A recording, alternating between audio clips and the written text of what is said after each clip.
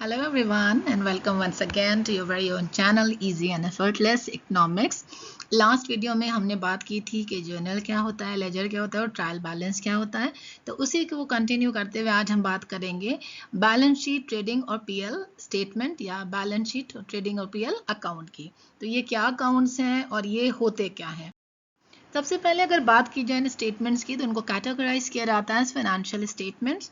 जब हम बात करते हैं फाइनेंशियल स्टेटमेंट्स की, इट मींस वो स्टेटमेंट, वो अकाउंट जो कंपनी की और बिजनेस की फाइनेंशियल पोजीशन दिखाते हैं। और फाइनेंशियल पोजीशन जानने के लिए सबसे पहले जानना ज़रूरी होता है कि कंपनी में क्या वेदर वहाँ पे प्रॉफिट हुआ है या लॉस हुआ है, तो वो हमको इन फाइनेंशियल स्टेटमेंट्स के थ्रू पता चलता है।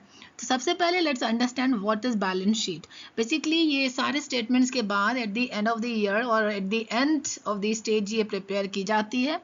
कई बार हमें लगता है कि बैलेंस शीट सिर्फ एंड ऑफ द ईयर ही प्रिपेयर होती है, लेकिन नहीं, it is up to the company to decide that whether they want to prepare it on monthly, quarterly और ईयरली बेसिस। तो ये होते क्या है बैलेंस शीट, चलिए देखते हैं। Basically, it is a financial statement that reports on company's assets, liabilities and shareholders' equity. जब हमने नाम लिया assets मीन्स कंपनी जो ओन करती है, liabilities जो उसको पे करना है, और shareholders' equity मतलब जो assets और liabilities में से डिडक्ट करके जो बचता है उसमें से क्या हमको shareholders को पे करना है. It is used to gather information across a set of financial reporting period. जैसे हमने बताया था, and that period can be a month, quarter or a year.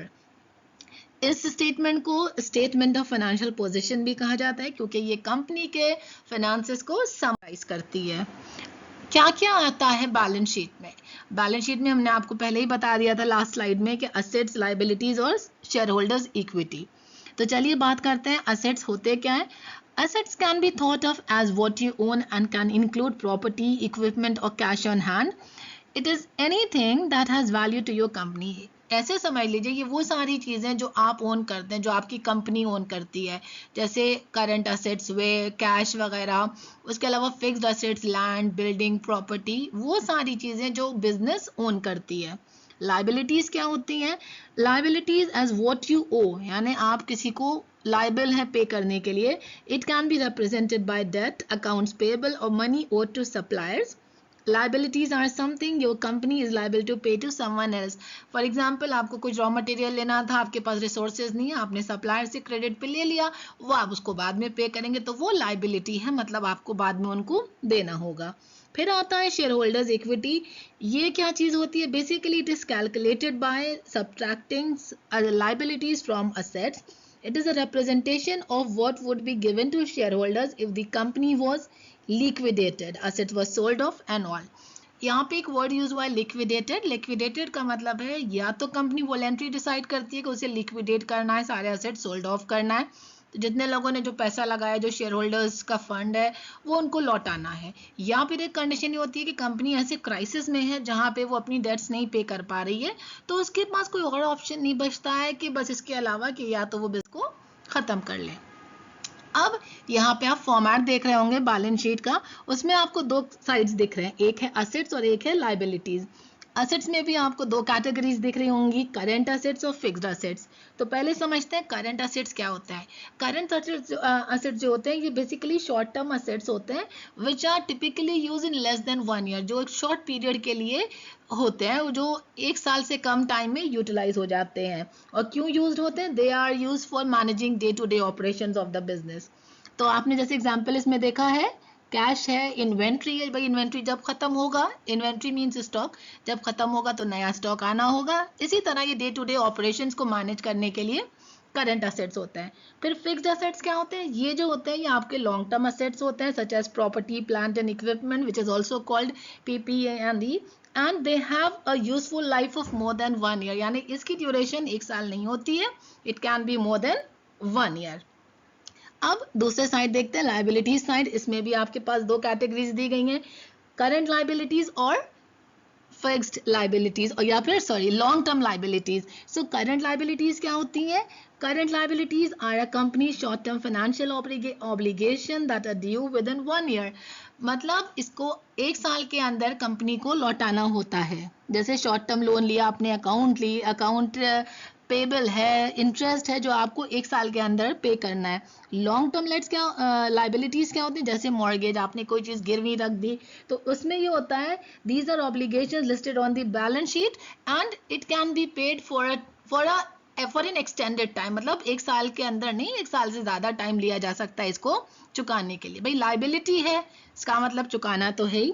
फिर अगर हम बात करें शेयर होल्डर्स इक्विटी, तो उसमें कैपिटल स्टॉक और रिटेन्ड अर्निंग्स आती हैं। रिटेन्ड अर्निंग्स क्या होती हैं, देखिए हर कंपनी क्या करती है, इससे अपना एक प्रॉफिट का एक परसेंटेज वो अलग रिजर्व करती रहती है, तो वो उसकी रिटेन्ड अर्निंग्स होती हैं जो वो बाद में यूटिलाइज करती है जब उसको ज़रूरत पड़ती है। तो ये फॉर्मेट है बैलेंस शीट का जो आप यूज़ कर सकते हैं। जब आप ये वीडियो देखिएगा, हम चाहेंगे इसका आप स्क्रीनशॉट लीजिए ताकि आप इसको पहले मेमोराइज कर लीजिए कि क्या क्या चीज़ें असेट्स और लायबिलिटीज़ में आती हैं, तो ये आपके लिए बेहद आसान होगा समझने के लिए।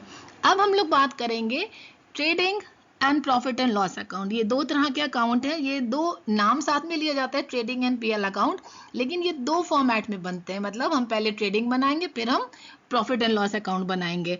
तो अब इसका पर्पस क्या होता है, जो फर्स्ट पार्ट होता है वो ट्रेडिंग होता है and it is used to determine the gross profit that is earned by the business, while the profit and loss account is the second part of the account which is used to determine the net profit of the business. gross profit होता है कि आपने क्या purchase किया और क्या cell हुआ, उसके बेसिस पे जो हम प्रॉफिट डिटरमाइन करते हैं वो होता है ग्रॉस प्रॉफिट। ये नेट प्रॉफिट क्या होता है, इसमें और जो एडिशनल एक्सपेंसेस होते हैं कंपनी के वो उसमें से डिडक्ट कर दिए जाते हैं।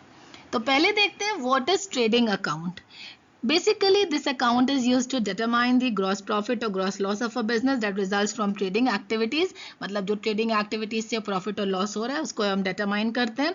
These activities are mostly related to buying and selling activities involved in a business. हमने बताया आपको जैसे ग्रॉस प्रॉफिट और ग्रॉस लॉस जो हम जानना चाहेंगे वो परचेज और सेल्स के बेसिस पर ही होता है। A trading account is useful for businesses that are dealing in the trading businesses. This account helps them to easily determine the overall gross profit or gross loss of the business trading. So purpose इसका यही होता है कि gross profit हुआ या loss हुआ, so company समझ सकती है कि उसको किस तरीके से इन चीज़ों को मैनेज करना है।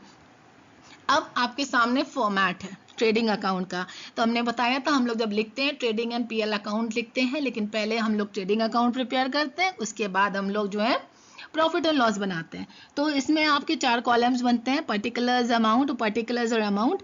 पहला साइड जो इसमें हम शुरुआत करते हैं ओपनिंग स्टॉक से, फिर परचेजेस, अगर कुछ परचेज रिटर्न हुई होती है तो उसे हम कहते हैं रिटर्न आउटवर्ड, और अगर कोई सेल्स रिटर्न हुई होती है तो उसे हम कहते हैं रिटर्न इनवर्ड, तो वो सेल्स में से माइनस कर देंगे। तो परचेज हम लोग डेबिट साइड पे दिखाएंगे, फिर wages, carriage inwards, freight, cartage, direct expenses, fuel, सारी चीज़ें जो भी हैं ये सारी चीज़ें आपकी जो होती हैं ग्रॉस प्रॉफिट में या ट्रेडिंग अकाउंट में आती हैं। और जब हम बात करते हैं क्रेडिट साइड पे ट्रेडिंग अकाउंट की तो सेल्स आती है और क्लोजिंग स्टॉक आता है।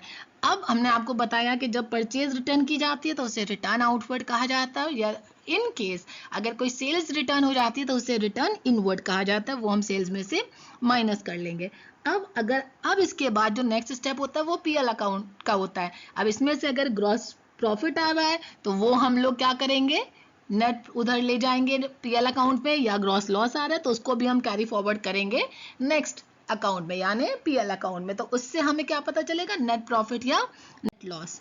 और अगर जब ग्रॉस प्रॉफिट होगा तो एंट्री क्या होगी, profit and loss account to trading account, ये होगी लॉस की केस में, यानी जब प्रॉफिट होगा तो हम लोग एंट्री क्या करेंगे, trading account to profit and loss account, और जब लॉस होगा तो एंट्री होगी profit and loss account debit to trading account, तो ये एंट्री हम प्लेस करेंगे।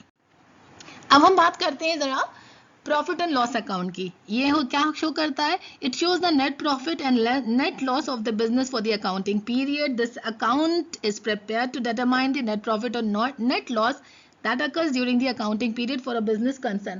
मतलब एक पीरियड के दौरान, फॉर एग्जांपल 1 साल के बीच क्या लॉस हुआ क्या प्रॉफिट हुआ, वो हम लोग प्रॉफिट एंड लॉस अकाउंट के थ्रू डिटरमाइन करते हैं। And these accounts get initiated by entering the gross loss on the debit side और gross profit on the credit side. ये चीज़ आपको याद रखना, अगर प्रॉफिट होगा तो हम उसको जो है नेट, जब suppose for example gross profit अगर हुआ है तो हम उसको क्या करेंगे, अगर हम लोग का ग्रॉस प्रॉफिट तो उसको हम क्रेडिट साइड पे शो करेंगे, और ग्रॉस लॉस है तो हम उसको डेबिट साइड पे शो करेंगे। तो ये हमें कैरी फॉरवर्ड करके लाना है वो ग्रॉस प्रॉफिट या ग्रॉस लॉस को किस अकाउंट में, हमारे पीएल अकाउंट में। क्या क्या चीजें इंक्लूडेड होती हैं जब हम बनाते हैं प्रॉफिट और लॉस अकाउंट? इसमें आपके sales tax, maintenance, depreciation, administrative expenses, selling and distribution, provisions, freight and carriage, wages and salaries. तो जितने भी इनडायरेक्ट एक्सपेंसेस हैं वो हम सब इसमें इंक्लूड करते हैं। डायरेक्ट एक्सपेंसेस हम ग्रॉस प्रॉफिट या ट्रेडिंग में इंक्लूड करते हैं। वेजेस और सैलरीज कई बार लोग सोचते हैं कि इधर इंक्लूड करना है या उधर करना है, तो वो एक्चुअली आपको पीएल अकाउंट में ही शो करना होता है। अब इसका फॉर्मेट देख लेते हैं। वैसे ही बनता है, 4 कॉलम्स, पर्टिकुलर अमाउंट, डेबिट और क्रेडिट। तो हमने आपको बताया था कि अगर हमारे ग्रॉस प्रॉफिट ट्रेडिंग अकाउंट में लॉस हुआ है तो हम उसको डेबिट साइड शो करेंगे। तो आप देख सकते हैं to gross loss brought down, BD brought down. फिर आपने देखा सैलरीज है, रेंट है, कमीशन है, एडवर्टीजमेंट, बैड डेट्स, डिस्काउंट। फिर उसके बाद जो यहाँ प्रॉफिट आएगा वो हम कैपिटल अकाउंट में ट्रांसफर करेंगे। अब हमें क्योंकि कोई तीसरा अकाउंट बना नहीं रहे, तो ये जो आएगा नेट प्रॉफिट या नेट लॉस वो हम जो है कैपिटल अकाउंट में ट्रांसफर करेंगे। यहाँ पे आप देख रहे हैं अगर ग्रॉस प्रॉफिट हुआ है तो हम ग्रॉस प्रॉफिट जो था उसको यहाँ लेकर आएंगे इस अकाउंट में, by gross profit brought down. Interest receive, commission receive, discount receive, तो जितनी चीजें रिसीव की गई हैं वो हम इस साइड लिखेंगे। और इधर हम आपको जो नेट लॉस अगर आता है तो वो भी हम कैपिटल अकाउंट में ट्रांसफर करेंगे। कई बार वेजेस जो हैं ये कंफ्यूजन होता है, वेजेस हम ट्रेडिंग अकाउंट में शो कर सकते हैं, कोई प्रॉब्लम नहीं हो। सैलरीज और रेंट हम जो है वो पीएल अकाउंट के डेबिट साइड पे शो करते हैं। अब इसकी एंट्री जब हम करेंगे वो क्या करेंगे, क्योंकि हमने आपको बताया ये कैपिटल अकाउंट में जाएगा। वहां जो हमने एंट्री की थी ग्रॉस प्रॉफिट की वो हमने प्रॉफिट एंड लॉस अकाउंट में क्यों की थी, क्योंकि वो हम प्रॉफिट एंड लॉस अकाउंट में ला रहे थे। अब हम इसकी एंट्री जो है वो किस में करेंगे, वो हम करेंगे कैपिटल अकाउंट में, क्योंकि अब यहाँ से चाहे प्रॉफिट हो या लॉस हो वो हम ट्रांसफर कर रहे हैं प्रॉफिट और लॉस वो कैपिटल अकाउंट में। तो ये कहता है कि अगर नेट लॉस हुआ है तो capital account debit to profit and loss account, okay. और अगर नेट प्रॉफिट हुआ है तो profit and loss account debit to capital account. तो ये एंट्री हम करके इसको पूरा सेटल कर देंगे। और इस तरीके से इसके बाद जो लास्ट स्टेप होता है वो होती है बैलेंस शीट, जो हम लोग ने स्टार्टिंग में ही पढ़ ली। तो ये सारे स्टेप्स होते हैं फाइनेंशियल स्टेटमेंट्स के जो प्रिपेयर होते हैं, स्टार्टिंग फ्रॉम दी जर्नल, फिर लेजर, फिर आपका ट्रायल बैलेंस, फिर ट्रायल बैलेंस के बाद हम आपका ट्रेडिंग और पीएल अकाउंट बनाते हैं, और फिर इसी की बेसिस पे सारी इंफॉर्मेशन हम जो है वो बैलेंस शीट में शो करते हैं। प्रॉफिट और लॉस जो भी होता है वो हम कैपिटल अकाउंट में शो करते हैं और हमारी बैलेंस शीट तैयार हो जाती है। और हमेशा याद रखिएगा असेट्स और लायबिलिटीज जो होते हैं वो दोनों एक बराबर होता है। तो उम्मीद है इस 2 वीडियोस के थ्रू आपको ये आइडिया हो चुका होगा कि फाइनेंशियल स्टेटमेंट्स किस तरह से वर्क करते हैं, किस तरह से कंपनी को हेल्प करते हैं उसकी फाइनेंशियल पोजीशंस को पहचानने में, और ये पता करने के लिए कि उन्हें किस तरीके से उस पर काम करना है। So that's all for the day from my and. Hope you all have understood. उम्मीद है आप लोगों को सब समझ में आया होगा। कोई और क्वेश्चन या डाउट है, you are always welcome to come up with your doubts and queries. आप कोई भी डाउट्स या किसी भी टॉपिक पे आपको प्रॉब्लम है आप हमें बताइए, I will come up with the lecture on that. साथ ही साथ नेक्स्ट इसी के डिस्क्रिप्शन में हम क्वेश्चंस भी शेयर करेंगे, क्योंकि हम चाहते हैं कि आप क्वेश्चंस भी वो ट्राई करें, प्रॉफिट एंड लॉस प्रिपेयर करें या ट्रेडिंग अकाउंट प्रिपेयर करें, तो वो आपको इजी रहेगा, थोड़े एक हेल्प मिल जाएगी। इन केस अगर आप चाहते हैं हम आपको पर्सनलाइज्ड नोट्स प्रोवाइड करें या कुछ, आप हमको मेल करिए, I will be more than happy to help you all. क्योंकि मेरा पर्पस यही है कि मेरे पढ़ाने से और मेरे किसी बात को बताने से अगर आपके समझ में आ रहा है तो my you can say that's my accomplishment, और वो मेरा एक अचीवमेंट है। चलिए, that's all for my and. Hope you all have a great weekend. Enjoy, keep learning, keep smiling and be blessed.